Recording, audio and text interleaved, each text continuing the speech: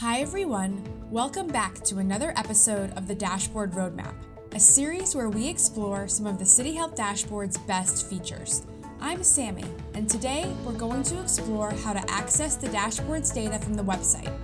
All of our data, including demographic data and multi-year data, are available for free from the Data Access page, which can be found on the main menu.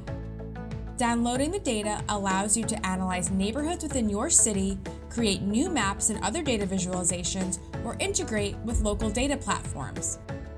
The dashboard provides these data in a few different formats. The first is through downloadable CSV or text files. You can either choose the complete dashboard city dataset, which has data for all dashboard cities in one file, or you can choose to download the city data by individual state. It is important to note that only the most recent year of data for each metric is available in these downloadable CSV and text files.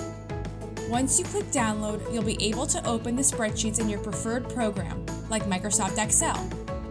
The next way to access the data is through the API. APIs are a bit more advanced than downloading the files directly from the website, but they allow for the user to access our multi-year data as well as more specific data points. To access the API, you'll need an API key, which can be found here. We highly encourage users to review our codebook before accessing the data. It provides more information on the variable names and data available in the API and downloadable files.